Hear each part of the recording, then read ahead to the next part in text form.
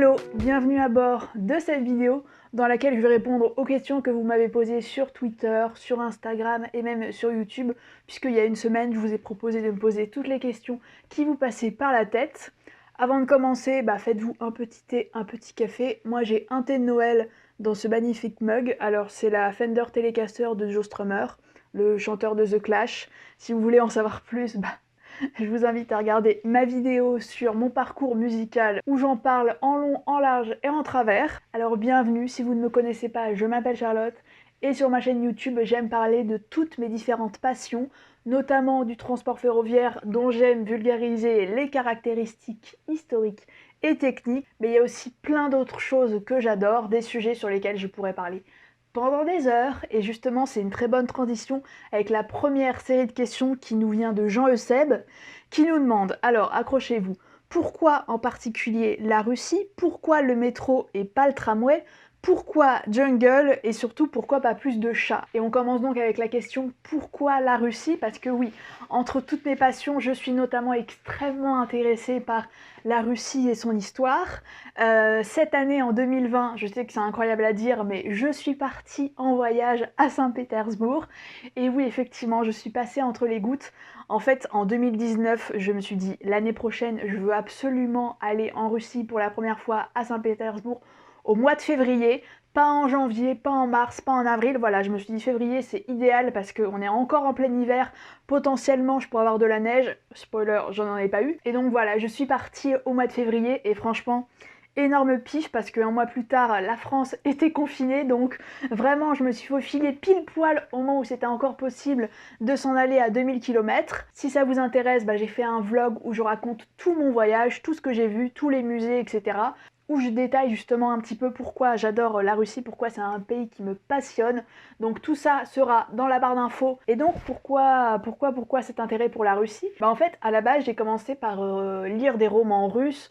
Quand j'avais, 15-16 ans, j'ai lu les classiques de Tolstoï, Anna Karénine, Guerre et Paix, et ça m'a absolument transcendée, transportée. Je me voyais dans cet univers de la bourgeoisie pétersbourgeoise et moscovite, toutes les histoires, toutes les intrigues, avec un cadre absolument féerique, en tout cas du point de vue du lecteur. Voilà, tu t'imagines les rues enneigées de Saint-Pétersbourg, tu t'imagines toute l'effervescence dans les salons aristocrates de l'époque. Enfin voilà, ça m'a vraiment émerveillée. Je pense que j'avais un peu cette vision idéaliste de la Russie comme des Américains par exemple peuvent avoir sur Paris, avec vraiment cette idée que tout le monde vit une vie extrêmement romantique, extrêmement romanesque, alors qu'évidemment la réalité est totalement différente, mais bon voilà, c'était ça un peu mon premier aperçu de ce à quoi ressemble la Russie. Et ensuite, j'ai continué à m'informer parce que, par exemple, si vous n'avez pas lu Guerre et Paix, ça relate en partie la campagne de 1812, la guerre entre la France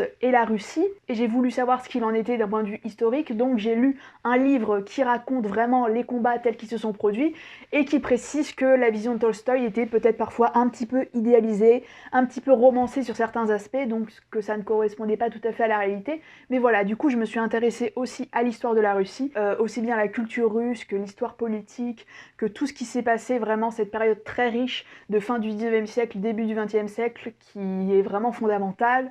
C'est aussi un pays qui a toujours été en lien avec la France malgré la distance, donc c'est assez étonnant à voir. Et c'est un pays qui est plein de contradictions. Par exemple, à Saint-Pétersbourg, je suis allée au musée d'histoire politique, qui relate toute l'histoire politique de la Russie jusqu'aux années 2000 à peu près, et qui insiste beaucoup sur la révolution russe, le courage des révolutionnaires, la volonté de renverser la Russie tsariste, de réclamer des droits humains, etc.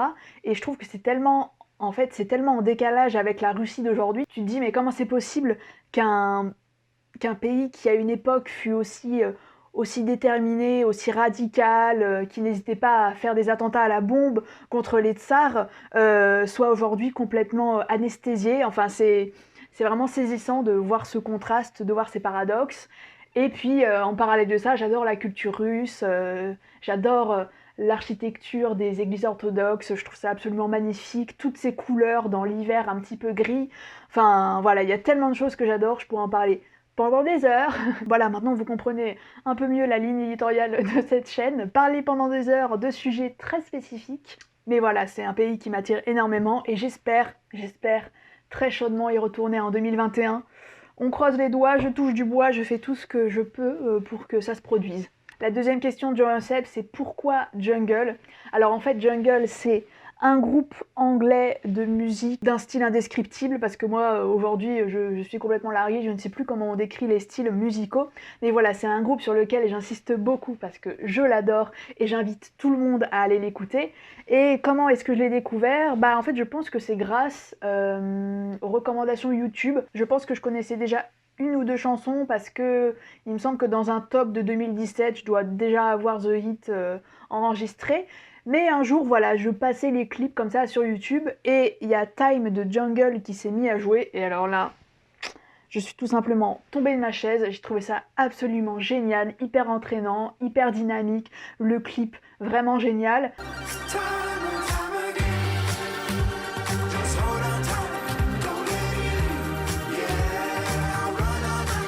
Et à partir de là, j'écoutais en boucle, en boucle, en boucle, et puis j'ai commencé à écouter tout le reste, et je suis tombée dans la marmite. Et j'adore, j'adore, j'adore. Je vous invite à écouter si vous avez besoin d'un peu de punch, de dynamique. J'en ai parlé dans ma précédente vidéo favori, je vous ai parlé d'un vinyle qui, entre-temps, a changé de couleur. Si vous êtes sage, je vous en parlerai dans ma prochaine vidéo favori confiné, épisode 2. Il me semble que la troisième question de Jean Le Seb, c'était pourquoi le métro et pas le tramway. Alors voilà, troisième question, troisième passion, parce que sur ma chaîne, donc, j'ai fait plein de vidéos où je vous explique comment fonctionne le métro. Et pourquoi est-ce que je parle pas de tramway? Alors je l'ai un peu évoqué forcément quand j'ai parlé de l'histoire du métro de Bruxelles, parce que c'est très imbriqué avec l'histoire de son tramway. Mais je pense que c'est un mode de transport qui m'intéresse un petit peu moins, parce que c'est un petit peu moins... Enfin, il me semble que c'est un petit peu moins complexe, un transport qui est un petit peu moins lourd. Mais voilà, ce que j'aime justement avec le métro, c'est que c'est lourd, c'est compliqué, ça met en œuvre plein de questionnements, plein de sujets techniques différents. Et c'est ça qui m'impressionne le plus en fait, c'est que c'est vraiment très pointu, très technique, et en même temps ça fonctionne extrêmement bien au quotidien. C'est ça que j'aime tout particulièrement. Et la dernière question de Jean Le Seb, c'était pourquoi pas plus de chats? Eh bien parce que je n'en ai qu'un seul, tout simplement. Le roi de la maison qui s'appelle Filou, qui est un chat noir absolument adorable. Et si vous êtes sage, si vous restez jusqu'en fin de vidéo, eh bien vous verrez les quelques questions qui lui ont été adressées, même si je pense qu'il va être réfractaire pour y répondre. Alors ensuite, il y a Solias qui me demande comment choisis-tu tes sujets de vidéo? Alors, si tu penses aux vidéos qui sont particulièrement écrites et scriptées sur le métro, en général, c'est tout simplement des questionnements que j'ai moi-même. Je me dis, tiens, comment ça marche ce truc, à quoi ça sert, pourquoi ça fonctionne comme ça, etc. Je fais mes propres recherches et je me dis, ah bah tiens, ça pourrait être intéressant d'en parler parce que c'est des sujets qui sont certes techniques, mais en fait assez accessibles. Donc voilà, en général, ça part d'un questionnement que j'ai. J'essaie d'être rigoureuse dans mes recherches et de vérifier toutes mes infos pour être sûre que ce que je dis est correct d'un point de vue technique. Et sinon, sur les vidéos qui sont pas sur le métro, disons que ça vient juste de mes inspirations. Je me dis, ah tiens, j'ai très envie de parler de ce sujet, donc je vais le faire en vidéo. Alors ensuite, il y a Tatiana qui me demande quelle est la femme que tu admires le plus, vivante ou pas, et pourquoi? Eh ben, j'ai pas mal réfléchi et je pense que je dirais Adèle Haenel. Si vous la connaissez pas, en fait, c'est une actrice française et aussi militante féministe qui a révélé il y a un an, peut-être un peu moins, qu'elle avait été victime d'agression de la part d'un producteur de films lorsqu'elle était plus jeune, parce qu'elle a commencé à faire des films quand elle était ado, il me semble, ou vraiment presque enfant. Et donc, dans la suite de ces révélations, elle a décidé de prendre la parole sur ce sujet, et je la trouve incroyablement admirable et courageuse. En fait, notamment, à l'époque, j'ai regardé le live de Mediapart, où en gros, elle a été interviewée pendant 1 heure pour parler de pourquoi elle a décidé de s'exprimer et ce qu'elle pense globalement du milieu du cinéma et même de la société en général. Et j'ai trouvé ça absolument incroyable. En fait, j'avais l'impression que c'était la première fois que j'entendais une femme s'exprimer sur ce sujet sans être contredite, sans être arrêtée, sans qu'on lui coupe la parole. Elle a vraiment réussi à s'exprimer de façon claire, de façon radicale, sans essayer de ménager l'ego de certaines personnes. Enfin voilà, elle a vraiment osé dire les choses et j'ai trouvé ça absolument incroyable. Ça m'a tellement fait plaisir, ça m'a tellement fait du bien en fait d'entendre ce discours. Mais en fait, j'ai jamais pensé à la justice parce que, comment dire, il y a une violence systémique qui est faite aux femmes dans le système judiciaire. Et ça, c'est aussi ça dont je pense qu'il faut parler. C'est qu'en fait, moi, je crois à la justice, mais il faut que la justice, elle parle de toute la société. quand on voit à quel point les femmes sont méprisées, je veux dire, c'est pas moi qui l'apprends, ça. Hein, je veux dire, dans le système judiciaire où, peut-être Marine pourra le dire mieux que moi, mais dans les situations par exemple, de violence sexuelle ou de viol, c'est un viol sur 10, c'est ça, qui aboutit à une condamnation en justice. Ça veut dire quoi des 9 autres? Ça veut dire quoi de toutes ces vies, en fait? La justice doit se remettre en question de ce point de vue-là. Moi, je crois à la justice et je crois que la justice peut se remettre en question, mais elle doit impérativement le faire si elle veut être à l'image de la société. C'est aussi pour ça que je passe par Mediapart. Parce que c'est une façon de dire, en fait, on n'est pas là pour... je veux dire, il y a tellement de femmes qu'on envoie se faire broyer, soit dans les façons dont on va récupérer leurs plaintes, soit dans la façon dont on va disséquer leur vie et puis porter le regard sur elles. La faute, c'est elle. Alors, comment elle s'est habillée? Qu'est-ce qu'elle a fait? Qu'est-ce qu'elle a dit? Qu'est-ce qu'elle a bu? Mais arrêtons, quoi. Il y a aussi eu l'épisode pendant les Césars où elle s'est levée et elle a tout simplement quitté la salle quand Roman Polanski a été récompensé. Madame la présidente d'honneur, Madame Sandrine Kiberlin.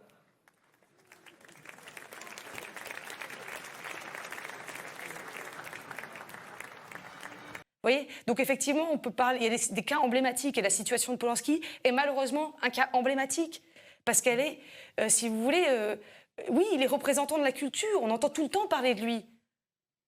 Je veux dire, si la société elle-même n'était pas aussi violente vis-à-vis des femmes, si on n'en avait pas, si dans la société on méprisait pas à ce point les violences faites aux femmes, mais la situation de Polanski quelque part n'aurait pas ce rôle. Là, il a un rôle emblématique d'une société dans laquelle une femme sur 5, et je suis gentille parce que je pense que c'est beaucoup plus que ça, est confrontée directement à la violence, disons-le, faite par 98% du temps, c'est faite par des hommes. Donc on peut quand même questionner cette question de qu'est-ce que c'est, comment on construit la virilité aujourd'hui.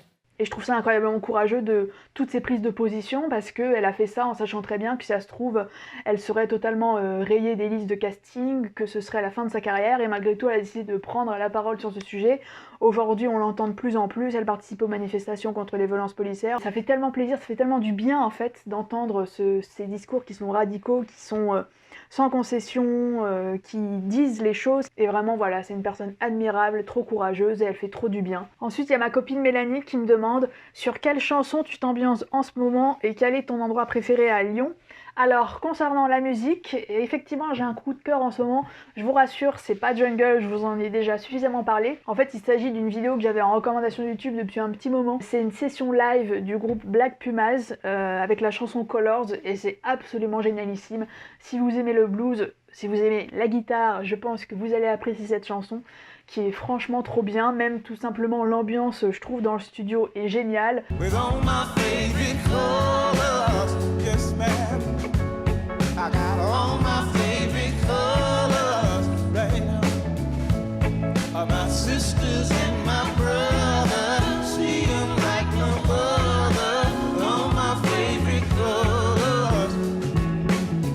Et concernant mon endroit préféré à Lyon, je pense que je dirais tout simplement les quais de Saône en été. Tu te poses là tranquillement pour l'apéro, avec un peu de chance, il y a quelqu'un qui joue de la guitare un petit peu plus loin, tu vois les bateaux qui passent, enfin voilà, c'est vraiment trop chouette. J'adore Lyon, voilà, c'est une ville absolument géniale.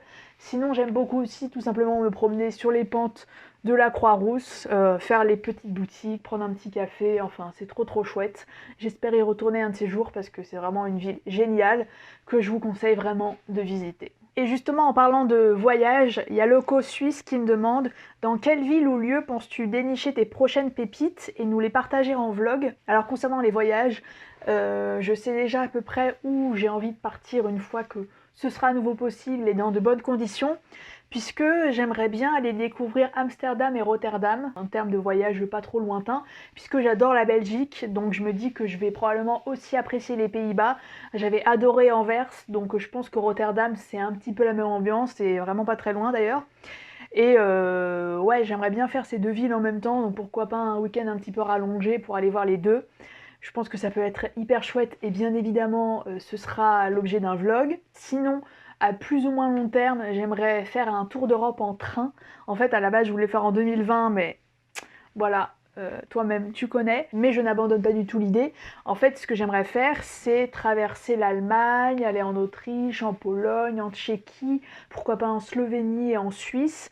Alors pourquoi pas couper en deux, parce que ça fait quand même beaucoup de destinations, beaucoup de villes, et puis le train, c'est pas non plus forcément gratuit. J'aimerais peut-être commencer d'abord par le nord, faire l'Allemagne, la Pologne, l'Autriche, et revenir par la Suisse. Ça serait déjà un bon morceau, et tout ça uniquement en train. Donc pour découvrir un petit peu les différentes compagnies ferroviaires, profiter du paysage, parce que tout ça à chaque fois ça fait faire des trajets de je pense 7-8 heures en train. Et sinon évidemment mon souhait le plus cher c'est retourner en Russie, aller à Moscou, si possible en été pour découvrir un peu la Russie sous une autre saison. Et au passage prendre le train de nuit, la flèche rouge entre Moscou et Saint-Pétersbourg pour y retourner juste 2 ou 3 jours et refaire le palais de l'Ermitage parce que c'était vraiment trop bien. Donc voilà, ça c'est un voyage, c'est sûr et certain que je vais le faire, c'est écrit, c'est gravé dans la pierre en fait. Et ensuite la dernière question, c'est M Saint-Laurent qui me demande tes recommandations de resto sur Paris.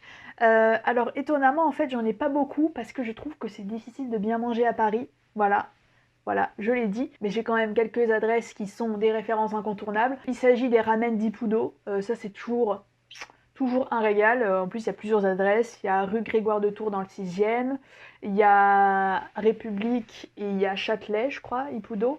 Sinon il y a aussi les ramen de Hakata Shoten qui sont absolument délicieux et extrêmement costauds. Et surtout leurs gyoza, c'est surtout là-dessus qu'ils ont fait leur réputation. C'est des gyoza qui sont absolument délicieux, donc je vous recommande également. Là il me semble qu'ils ont aussi 2 adresses. Ouais, il y en a une près de l'Opéra et une près de Châtelet. Et sinon, pour terminer, je dirais les plats vietnamiens de Doeri, rue de Côte, dans le 12e arrondissement. C'est toujours hyper frais, hyper délicieux. Et voilà, c'est la dernière question de cette FAQ. J'espère que ça vous a plu, que ça vous a intéressé. L'avantage, c'est que ça permet de creuser un petit peu des sujets qui ne méritent pas forcément une vidéo dédiée, mais qui sont quand même intéressants à aborder.